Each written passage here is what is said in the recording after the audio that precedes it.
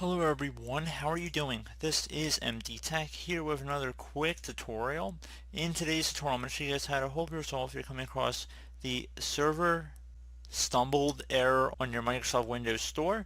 So this should hopefully be a pretty straightforward process here, guys. And without further ado, let's go ahead and jump right into it. So we're going to go ahead and start by opening up the Start menu. Just left-click on the Start button one time. Type in WS Reset. Best match to come back with WS Reset here. Go ahead and right click on that and then left click on Run as Administrator. Give it a moment here.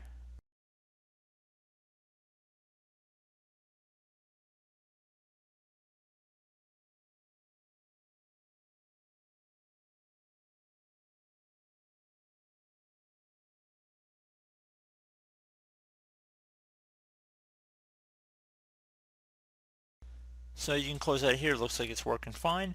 So if you're still experiencing an issue, you can go ahead and open up the Start menu, type in Services. Best match should come back with Services right above App. Go ahead and left click on that. The first service you want to locate is the Background Intelligent Transfer Service. So go double click on that. Make sure startup type is either automatic or automatic delayed start, and service status is also running. So if it's currently stopped, you want to select the start option and then select apply and OK to save the change.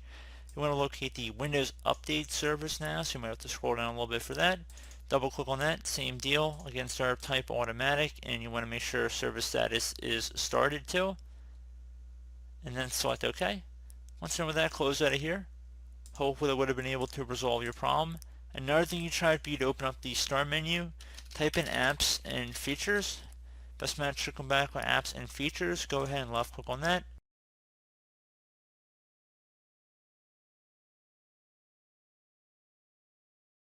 In the search this list field, you want to type in Store.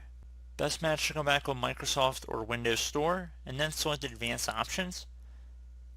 Scroll down a little bit until you see the reset option where it says if this app isn't working right, reset it. This app will be reinstalled and revert to its default settings. Your documents will not be affected.